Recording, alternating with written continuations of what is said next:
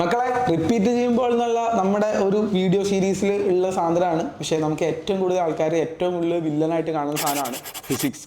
Physics എങ്ങനെ പഠിക്കണം repeat ചെയ്യുമ്പോൾ എന്ന് ചോദിച്ചു കഴിഞ്ഞാൽ there is a specific method to study physics. അതാണ് നമ്മളിവിടെ പറയാനുള്ള കാര്യങ്ങൾ.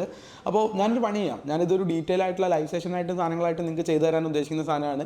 അപ്പോൾ അതിൻ്റെ ഒരു സമ്മറി എന്നുള്ള രൂപത്തിൽ ഒരു 5-6 മിനിറ്റിൽ കുറച്ച് കാര്യങ്ങൾ, കുറച്ച് സ്റ്റെപ്പുകൾ നിങ്ങൾക്ക് പറഞ്ഞുതരാം. ആ സ്റ്റെപ്പുകൾ നിങ്ങൾ 1 2 3 4 5 6 എന്ന് എഴുതി വെച്ചിട്ട് ഈ സ്റ്റെപ്പിലാണ് നിങ്ങൾ കാര്യങ്ങൾ ചെയ്തെടുക്കേണ്ടത് എന്നുള്ളതാണ് ഏറ്റവും ഇമ്പോർട്ടൻ്റ് ആയിട്ടുള്ള കാര്യം. കുറേ ഡൗട്ടുകളുണ്ട്. ഫിസിക്സിൽ NCERT വായിക്കണോ, ഫിസിക്സിൽ NCERT ചെയ്യണോ, എക്സസൈസ് ക്വസ്റ്റ്യൻസ് ചെയ്യണോ, ഏത് ഗൈഡ് ചെയ്യണം, അങ്ങനെ കുറേ ഡൗട്ടുകളുണ്ട്. എല്ലാ സാധനങ്ങളും നമ്മൾ ആൻസർ ചെയ്യുന്നുണ്ടാവും. സോ ലെറ്റ്സ് ഗോ, മുഴുവനായിട്ടും വീഡിയോ വാച്ച് ചെയ്യണം എന്നുള്ളതാണ്. ഫിസിക്സ് ഒരു ചാപ്റ്റർ എങ്ങനെ പഠിക്കണം എന്ന് വെച്ച് കഴിഞ്ഞാൽ ഒന്നാമത്തെ step, the very first step എന്ന് പറഞ്ഞു കഴിഞ്ഞാൽ ക്ലാസ് കാണുക എന്നുള്ളതാണ്. ക്ലാസ് കാണാൻ വേണ്ടിയിട്ട് ഓൺലൈനായിട്ടും ഓഫ്ലൈനായിട്ടും ഒക്കെ ഓപ്ഷൻസ് നിങ്ങൾക്ക് അവൈലബിൾ ഉണ്ട്. ഓൺലൈൻ ബാച്ചിന് ഓൺലൈനായിട്ട് കാണാൻ വേണ്ടി പറ്റും, ഓഫ്ലൈൻ ബാച്ചിന് ഓഫ്ലൈനായിട്ട് കാണാൻ വേണ്ടി പറ്റും. പക്ഷേ മസ്റ്റായിട്ട് ക്ലാസ് കാണണം, അതാണ് എൻ്റെ കാര്യം. രണ്ടാമത്തെ സ്റ്റെപ്പ് എന്ന് പറഞ്ഞാൽ നോട്ട് എഴുതിയെടുക്കുക എന്നുള്ളത്. അപ്പോൾ ക്ലാസ് കണ്ട് ക്ലാസ്സിനോടൊപ്പം തന്നെ നോട്ട് എഴുതിയെടുക്കുക. നോട്ട് എഴുതിയെടുക്കാൻ വേണ്ടിയിട്ട് സെപ്പറേറ്റ് ടൈം നമ്മൾ ഉപയോഗിക്കരുത് എന്നുള്ളതാണ് കാര്യം. മൂന്നാമത്തെ സ്റ്റെപ്പ് ഈസ് സോ ഇമ്പോർട്ടൻറ്റ്. മൂന്നാമത്തെ സ്റ്റെപ്പ് എന്ന് പറഞ്ഞു കഴിഞ്ഞാൽ ഈ നോട്ട് വായിക്കലാണ്. പക്ഷേ അവിടെ ഏറ്റവും ഇമ്പോർട്ടൻ്റ് ആയിട്ടുള്ള കാര്യം എന്ന് പറഞ്ഞാൽ നോട്ട് ഇരുത്തി പരത്തി വായിച്ച് 2 3 4 മണിക്കൂർ ഇരുന്ന് വായിക്കാൻ നിൽക്കരുത്. അതിനകത്തുള്ള ഇക്വേഷൻസ് ബൈഹാർട്ട് ചെയ്യാൻ വേണ്ടി നിൽക്കരുത്. നോട്ട് നിങ്ങൾ വായിക്കേണ്ടത് എങ്ങനെയാണെന്ന് വെച്ചാൽ ക്വിക്കായിട്ട് വായിക്കണം. I will tell you 20 minutes കൊണ്ടൊക്കെ നോട്ടൊന്ന് ക്വിക്കായിട്ട് വായിക്കണം. നിങ്ങൾ ഓർക്കേണ്ട കാര്യം, നിങ്ങൾ ആക്റ്റീവായിട്ട് ക്ലാസ് കേട്ട് ആക്റ്റീവായിട്ട് നോട്ട് എഴുതി എടുത്തിട്ട് ആക്റ്റീവായിട്ട് നോട്ട് വായിച്ച ആൾക്കാരാണ്. സോ അവിടെ നോട്ട് വായിച്ച് പഠിക്കുക എന്നുള്ളൊരു സാധനം നമ്മുടെ +2-നുള്ള ശീലമാണ്. നോട്ട് വായിച്ച് പഠിക്കുക എന്നുള്ളത് +2-ൻ്റെ ശീലമാണ്. ആ ശീലത്തിലിരിക്കരുത്.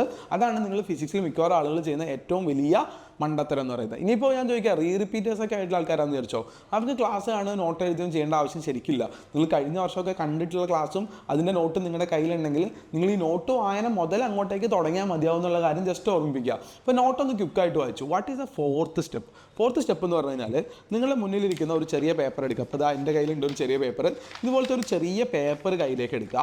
അപ്പോൾ നോട്ട് ക്വിക്കായിട്ട് വായിപ്പോൾ നിങ്ങൾ ചോദിക്കുന്നുണ്ടാവും കേട്ടോ, സാറേ അപ്പോൾ നോട്ട് ക്വിക്കായിട്ട് വായിച്ചാൽ എങ്ങനെയാണ് പഠിക്കുക, കൺസെപ്റ്റ് എങ്ങനെ ഓർമ്മ ഉണ്ടാവുക എന്നൊക്കെ നിങ്ങൾ ചോദിക്കുന്നുണ്ടാവും. ഇതിനൊക്കെയുള്ള വഴികൾ ഇനി വരാനുണ്ട്, മുഴുവനായിട്ട് കാണണം എന്ന് പറഞ്ഞതിൻ്റെ കാര്യം അതാണ്.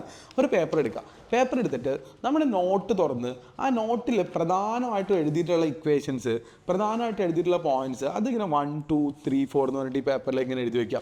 ഇപ്പോൾ നിങ്ങളിപ്പോൾ ഇലക്ട്രോസ്റ്റാറ്റിക്സാണ് പഠിക്കണമെങ്കിൽ ഇപ്പോൾ എന്താണ് ഇലക്ട്രിക് ചാർജ്, അപ്പോൾ Q = NE എന്ന് പറഞ്ഞിട്ടൊരു ഇക്വേഷൻ ഉണ്ട്. ക്വാണ്ടൈസേഷൻ ഓഫ് ചാർജ് എന്ന് പറഞ്ഞൊരു സാധനത്തിനെ പറ്റി പറയുന്നുണ്ട്.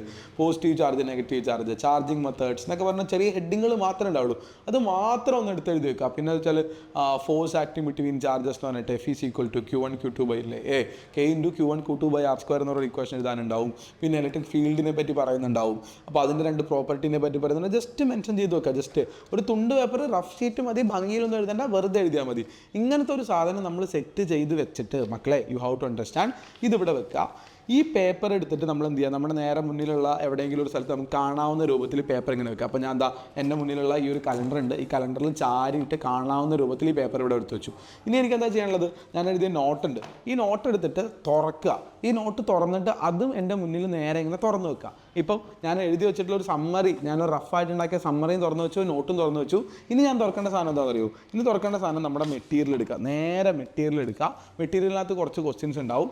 ഈ ക്വസ്റ്റ്യൻസ് ഇവിടെ തുറന്ന് വെച്ചിട്ട് ഒരു റഫ് ഷീറ്റ് എടുത്തിട്ട് ഓരോ ക്വസ്റ്റ്യൻ ആയിട്ട് ചെയ്യാൻ തുടങ്ങുക. ക്വസ്റ്റ്യൻ നമ്പർ 1 എടുക്കുന്ന സമയത്ത് നിങ്ങൾക്ക് ഇപ്പോൾ അതിനകത്ത് ക്വസ്റ്റ്യനിലുള്ള സാധനങ്ങൾ ഉണ്ടാവും. അപ്പോൾ അതിനകത്ത് തന്നിരിക്കുന്ന വാല്യൂസ്, കാര്യങ്ങൾ ക്വസ്റ്റ്യൻ ഒന്ന് വായിച്ച് നോക്കി അതിൻ്റെ അടിയിൽ അണ്ടർലൈൻ ചെയ്ത് ആ ക്വസ്റ്റ്യനിലുള്ള തന്നിരിക്കുന്ന സാധനങ്ങൾ എഴുതി വെച്ച് കഴിഞ്ഞാൽ അടുത്ത സ്റ്റെപ്പ് എന്ന് പറഞ്ഞു കഴിഞ്ഞാൽ നമ്മൾ സ്കൂളിലൊക്കെ വെച്ചിട്ട് പ്രാക്ടീസ് ചെയ്ത് പഠിച്ച ഒരു കാര്യം എങ്ങനെയാണെന്ന് വെച്ചാൽ നമ്മളിത് കാണാതെ പ്രാക്ടീസ് ചെയ്യുക എന്നുള്ളതാണ്. ഇക്വേഷൻ നമ്മൾ ഓർത്ത് നോക്കണം, തേര് നമുക്ക് അറിയുമെങ്കിൽ നമ്മൾ പ്രാക്ടീസ് ചെയ്യുക. അങ്ങനത്തെ ഒരു സാധനമാണ് ഇവിടെ. അങ്ങനത്തെ ഒരു സാധനമില്ല. ക്വസ്റ്റ്യൻ നമ്പർ 1 നോക്കി, ക്വസ്റ്റ്യൻ നമ്പർ 1 ഇപ്പോൾ ഇലക്ട്രിക് ഫീൽഡ് ലൈനിൻ്റെ അവിടെ നിന്ന് വന്നിട്ടുള്ളതെന്ന് വിചാരിക്കുക. അങ്ങനെയാണെങ്കിൽ നമ്മൾ ഈ തുണ്ട് പേപ്പറിലേക്ക് നമുക്ക് നോക്കാൻ വേണ്ടി പറ്റും ഈ ഫീൽഡ് ലൈനിനെ പറ്റി എന്തെല്ലാം കാര്യങ്ങളാണ് അവിടെ പറഞ്ഞിട്ടുള്ളത് എന്നുള്ളത് നോക്കാൻ പറ്റും. നമ്മുടെ നോട്ടൊന്ന് മറിച്ച് നോക്കിയിട്ട് അതിനകത്ത് ഫീൽഡ് ലൈനിനെ പറ്റിയിട്ട് എന്താ പറഞ്ഞിട്ടുള്ളത് എന്നുള്ളത് നോക്കാൻ വേണ്ടി പറ്റും. ഇതിൻ്റെ ഹെൽപ്പോട് കൂടിയിട്ട് ഈ ക്വസ്റ്റ്യൻ സോൾവ് ചെയ്താൽ മതി. ബേസിക്കലി ഞാൻ പറയാണ്, നോക്കി ക്വസ്റ്റ്യൻ സോൾവ് ചെയ്താൽ മതി. ഒന്നാമത്തെ ക്വസ്റ്റ്യൻ നോക്കി ഉത്തരം കിട്ടിയില്ലെങ്കിൽ ആ ക്വസ്റ്റ്യൻ്റെ ഹിൻഡ് നോക്കാം, അതിൻ്റെ തിയറി നോക്കാം, റെഫർ ചെയ്തിട്ട് നമ്മളത് സോൾവ് ചെയ്തു. രണ്ടാമത്തെ ക്വസ്റ്റ്യൻ അതുപോലെ തന്നെ ചെയ്തു. മൂന്നാമത്തെ ക്വസ്റ്റ്യൻ അങ്ങനെ ചെയ്തു. ഇങ്ങനെ എത്ര ക്വസ്റ്റ്യൻ നിങ്ങൾ ചെയ്യണമെന്നറിയോ? You have to do minimum ഒരു 250-300 ക്വസ്റ്റ്യൻ എങ്കിലും മിനിമം ചെയ്യണം. അതിനകത്തൊരു 150-200 ഒക്കെ ആകുമ്പോഴത്തേക്കും എന്ത് സംഭവിക്കുന്നത് വെച്ചാൽ പിന്നെ ഈ പേപ്പർ ഇവിടെ ഇല്ലെങ്കിലും ഈ നോട്ട് നിങ്ങൾ ക്ലോസ് ചെയ്ത് വെച്ചാലും നിങ്ങൾക്ക് എന്ത് ചെയ്യാൻ വേണ്ടി പറ്റും, അതിൻ്റെ പോയിന്റ്സ് കാര്യങ്ങളൊക്കെ. കാരണം വെച്ചാൽ ഓരോ ക്വസ്റ്റ്യൻ ചെയ്യുമ്പോഴും ഇതിൻ്റെ ഓരോരോ തിയറി തിയറി പോയിന്റ് ആയിട്ട് നമ്മളിങ്ങനെ റിവൈസ് ചെയ്ത് റെഫർ ചെയ്ത് തീർത്ത് പോകുന്നുണ്ടാവും. അവിടെ നമ്മൾ സാധാരണഗതിയിൽ ചെയ്യുന്ന മണ്ടത്തരം എന്താണെന്ന് വെച്ചാൽ, നമ്മൾ instead of doing this question, ഇതുപോലെ ക്വസ്റ്റ്യൻ ചെയ്യുന്നതിന് പകരം നമ്മൾ എന്ത് ചെയ്തുകൊണ്ടിരിക്കും, നമ്മളിതിങ്ങനെ വായിച്ചുകൊണ്ടിരിക്കും. സോ വായിക്കലിൽ നമുക്ക് ക്വസ്റ്റ്യൻ ചെയ്യാനുള്ളൊരു ഹാബിറ്റ് ബിൽഡ് ആവുന്നില്ല എന്നുള്ളൊരു കാര്യമാണ് മനസ്സിലാവേണ്ടത്. ക്വസ്റ്റ്യൻ ചെയ്യണം. ഒരു 250-300 ക്വസ്റ്റ്യൻസ് ഒക്കെ ചെയ്ത് കഴിഞ്ഞതിന് ശേഷം മാത്രമേ വേറെ എന്തും ചെയ്യാൻ പറ്റുള്ളൂ. ഞാൻ ആ സ്റ്റെപ്പുകൾ ഒന്നുകൂടി പറയാം. ക്ലാസ് കണ്ടു, നോട്ട് എഴുതിയെടുത്തു, നോട്ട് ക്വിക്കായിട്ട് വായിച്ചു, ഒരു റഫ് പേപ്പറിലേക്ക് നമ്മുടെ ഇമ്പോർട്ടൻ്റ് ആയിട്ടുള്ള പോയിന്റ്സ് നമ്മൾ എടുത്ത് എഴുതി വെച്ചു. ഇത് ഇവിടെ വെച്ചു നോട്ടും തുറന്ന് വെച്ചിട്ട് നോക്കി 250 ക്വസ്റ്റ്യൻ പ്രാക്ടീസ് ചെയ്തു. ഓക്കെ, അപ്പോൾ നോക്കി 250 ക്വസ്റ്റ്യൻ പ്രാക്ടീസ് ചെയ്യുന്ന നോക്കുക എന്നുള്ളൊരു സ്റ്റെപ്പാണ്. ക്വസ്റ്റ്യൻ പ്രാക്ടീസ് ചെയ്യാന്നുള്ള സ്റ്റെപ്പാണ്. ഇതിങ്ങനെ ചെയ്യാന്നുള്ളതാണ്. Once you are reaching like 250-300 questions ഒക്കെ ചെയ്ത് കഴിഞ്ഞതിന് ശേഷം മാത്രം NCERT ടെക്സ്റ്റ് ബുക്ക് തുറക്കുക. NCERT തുറക്കുന്ന സമയത്ത് നോട്ട് ഇനീഷ്യലി റീഡിംഗ് അല്ല, അതിനകത്ത് സോൾഡ് എക്സാമ്പിൾസ് ഉണ്ട്, അത് ചെയ്ത് നോക്കുക. 250-300 ക്വസ്റ്റ്യൻ ചെയ്ത് കഴിഞ്ഞതിന് ശേഷം മതി. ഭയങ്കര അടിപൊളിയായിട്ട് നിങ്ങൾക്ക് കാര്യങ്ങൾ മനസ്സിലാവും. അതിനുശേഷം അവിടെ എക്സസൈസുകളുണ്ട് NCERT, അതും നമ്മൾ ചെയ്ത് നോക്കുക. ഇതൊക്കെ കഴിഞ്ഞതിന് ശേഷം നിങ്ങൾക്ക് സമയം ഉണ്ടെങ്കിൽ മാത്രം നിങ്ങൾ എന്ത് ചെയ്യുക, നിങ്ങൾ NCERTയിലെ തിയറി പോർഷൻസ് നിങ്ങൾക്ക് വായിച്ച് നോക്കാൻ വേണ്ടി പറ്റും എന്നുള്ള കാര്യമാണ്. അത് ക്വിക്കായിട്ട് വായിച്ചാൽ മതി. അതിനകത്ത് വലിയ ഇമ്പോർട്ടൻസോ കാര്യങ്ങളൊന്നും വെക്കണ്ട. So this is how you have to learn the physics for the first time. So ഇത് കേൾക്കുന്ന സമയത്ത് നിങ്ങൾക്ക് ഒരുപാട് ഡിഫറൻസുകളുണ്ട്. നിങ്ങൾ ഒരുപാട് വായിക്കുന്നില്ല, ഇക്വേഷൻസ് ബൈ ഹാർട്ട് ചെയ്യുന്നില്ല, അപ്പോൾ അറിയാത്ത ഇക്വേഷൻ നമ്മൾ എങ്ങനെ പഠിക്കും, ഒന്നുമില്ല. ഇക്വേഷൻസ് ഉപയോഗിച്ച് പഠിച്ചാൽ മതി. നിങ്ങൾ ഇക്വേഷൻസ് എഴുതി കയ്യിൽ വെച്ചോ, എന്നിട്ട് നിങ്ങൾ നോക്കി പ്രോബ്ലംസ് ചെയ്താൽ മതി. പക്ഷേ നോക്കി പ്രോബ്ലംസ് ചെയ്ത് ട്രസ്റ്റ് മീ 100-150 ക്വസ്റ്റൻ ആകുമ്പോഴത്തേക്കും ഈ ഇക്വേഷൻസ് നിങ്ങൾക്ക് ഭയങ്കര ഫെമിലിയർ ആവും. ഒരു 250 ക്വസ്റ്റൻ ആകുമ്പോഴത്തേക്കും നിങ്ങൾക്ക് ഇക്വേഷൻസ് ഓട്ടോമാറ്റിക്കലി നിങ്ങളുടെ കയ്യിലുണ്ടാവും. കാരണം നിങ്ങളിത് ഉപയോഗിച്ച് പഠിച്ചതാണ് എന്നുള്ളൊരു സാധനത്തിലാണ് വരുന്നുണ്ടാവുക. Just try out this method. നിങ്ങൾക്ക് ബാക്കി എന്താ ഡൗട്ടുകൾ താഴെ കമൻ്റായിട്ട് ചോദിച്ചോ. ഈ റിപ്പീറ്റ് ചെയ്യുമ്പോൾ എന്ന് പറയുന്ന വീഡിയോ സീരീസിൽ ബാക്കി കാര്യങ്ങൾ നമുക്ക് ചെയ്തു തരാൻ വേണ്ടി പറ്റും. ടോപ്പിൽ റിപ്പീറ്റേഴ്സ് ബാച്ച് അഡ്മിഷൻസ് കണ്ടിന്യൂയിങ് ആണ്. റെഗുലർ റെസിഡൻഷ്യൽ ബാച്ചുകൾ ഓൾമോസ്റ്റ് ക്ലോസ്ഡ് ആണ്. 500+ മാർക്കുള്ള കുട്ടികൾക്ക് എയിംസ് ബാച്ചിലേക്കുള്ള അഡ്മിഷൻസ് നമ്മൾ കണ്ടിന്യൂയിങ് ആണ്. Definitely come join. അടിപൊളി സിസ്റ്റം ഉണ്ട്.